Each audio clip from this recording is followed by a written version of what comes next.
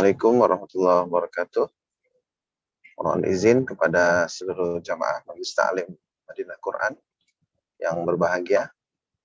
Izin untuk memulai ta'lim kita pada pagi hari ini. Bismillahirrahmanirrahim. Assalamualaikum warahmatullahi wabarakatuh. Alhamdulillah wassalatu wassalamu ala Rasulillah Sayyidina Muhammad ibn Abdullah wa ala alihi wa sahbihi wa mawalah wa ba'd. Qala Allah subhanahu wa ta'ala fil Qur'anil Karim, a'udzu billahi minasy syaithanir rajim. Bismillahirrahmanirrahim. Qul hal yastawil ladzina ya'lamun wal ladzina la ya'lamun innama yatadzakkaru ulul albab. Shadaqallahu maulana al-azim.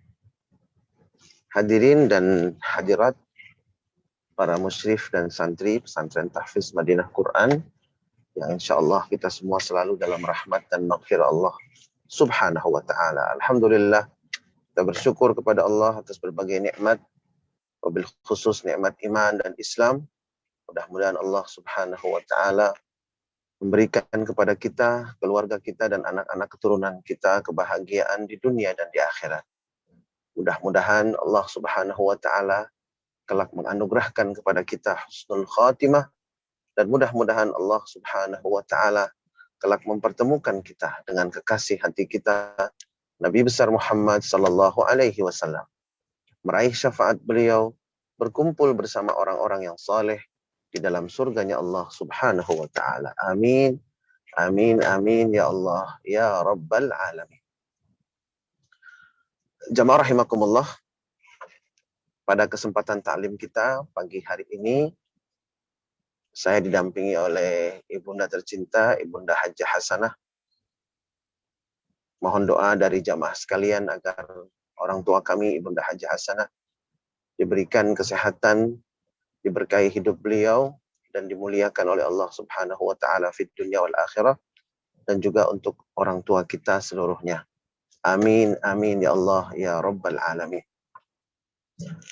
Jamaah rahimakumullah, pada kesempatan ta'lim kita pada pagi hari ini, kita akan kembali mengkhususkan untuk menjawab pertanyaan-pertanyaan dari beberapa jamaah yang mengajukan pertanyaan. Sudah terkumpul beberapa pertanyaan, dan kami akan mencoba untuk menjawab pertanyaan-pertanyaan tersebut yang pada umumnya masih berkaitan dengan masalah waris. Jamaah rahimakumullah, pertanyaan yang pertama, ada orang tua yang mewariskan sebuah rumah, kemudian rumah itu oleh sang ayah, sewaktu beliau masih hidup, diberi nama di dalam sertifikatnya dengan sertifikat kakak yang paling sulung. Lalu kemudian sang ayah meninggal dunia, dan saat ini rumah itu ditinggali oleh adik bungsunya. Kemudian adik bungsunya juga dengan seizin kakak sudah melakukan renovasi terhadap rumah tersebut. Sampai saat ini sang kakak sulung yang namanya dicantumkan dalam sertifikat rumah itu masih diam, tidak berkomentar apapun tentang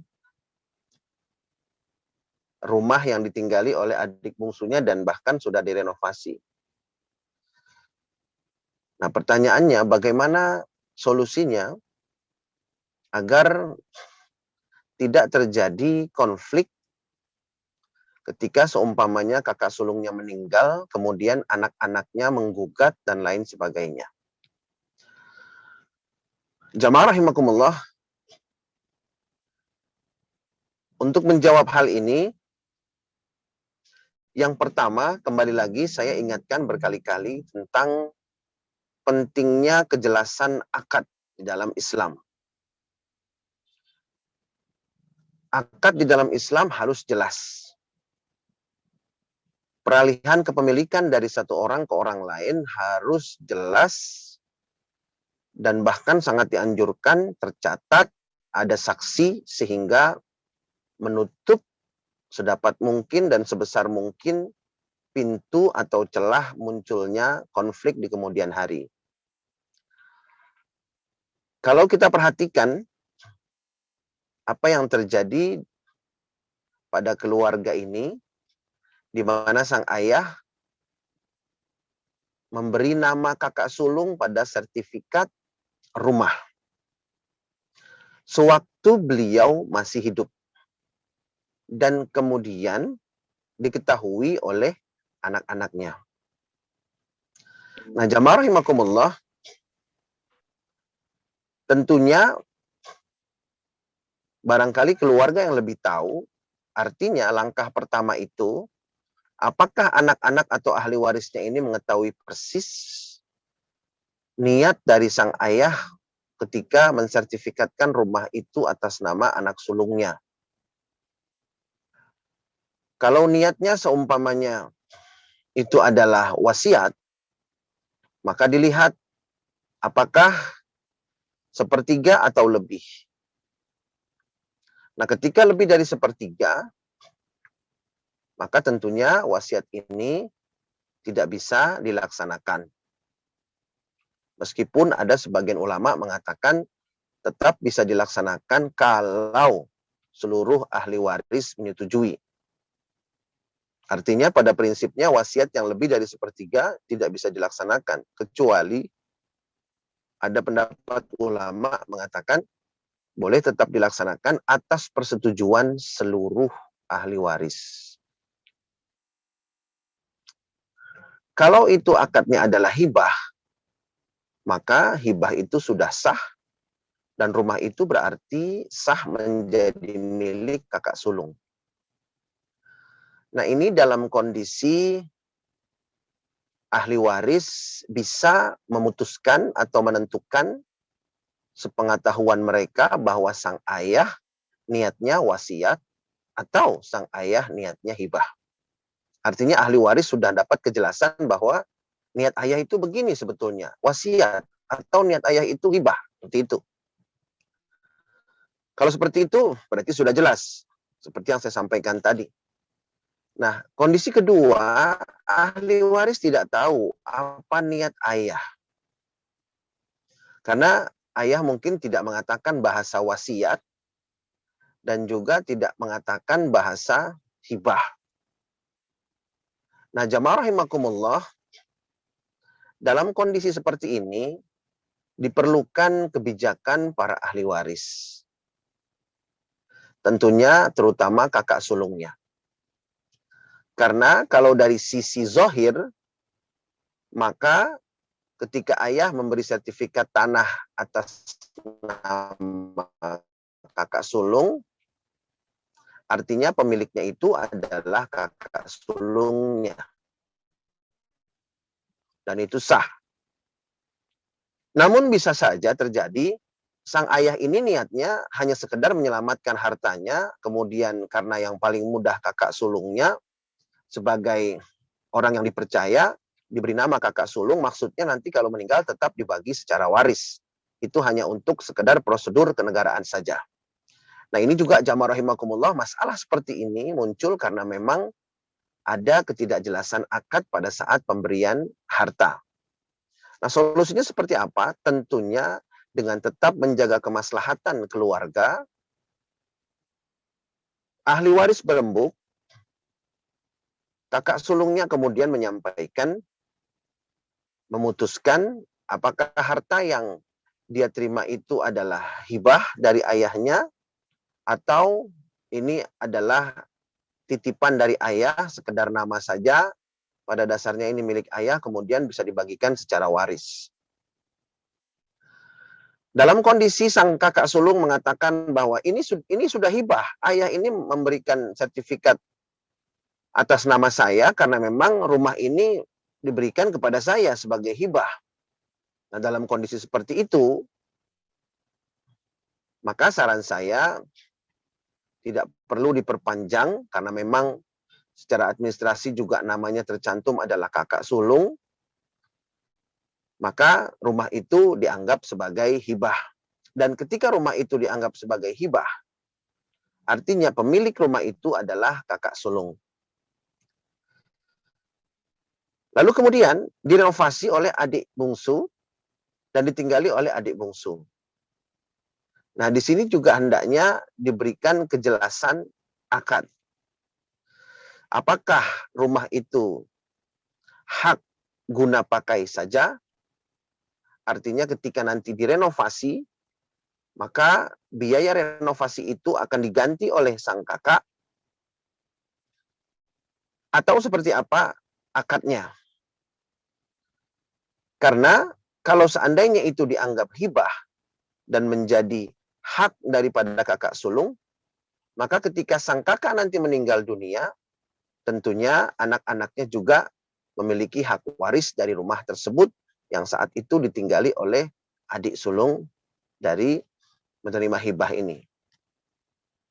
Nah, jadi jamaah rahimakumullah, khususnya keluarga yang memiliki masalah seperti ini, hendaknya segera diperjelas akad-akadnya. Langkah pertama, bagaimana akad dari ayah kepada kakak sulung. Kalau tidak jelas, maka langkah kedua, bagaimana kakak sulung menerima harta itu. Apakah dia terima sebagai hibah, ataukah dia rasa, udahlah kalau begitu kita bagi saja secara waris. Nah, setelah memperjelas kedua akad ini, barulah nanti akan jelas langkah yang ketiganya, bagaimana akad dengan adik kandungnya. Yang bungsu, yang masih menempati rumah itu. Nah, ini jamaah rahimakumullah, jawaban yang ingin saya berikan untuk pertanyaan yang pertama. Artinya memang waris ini harus jelas. Ahli waris harus tahu semua, kemudian akadnya pun harus jelas. Apakah wasiat, apakah hibah. Karena ini akan menutup pintu konflik dan ini merupakan amal soleh dari para orang tua untuk menjaga agar hartanya tidak menjadi sumber konflik bagi anak-anaknya. Seperti yang Allah firmankan di dalam Al-Quran, dan berulang kali saya sampaikan bahwa Allah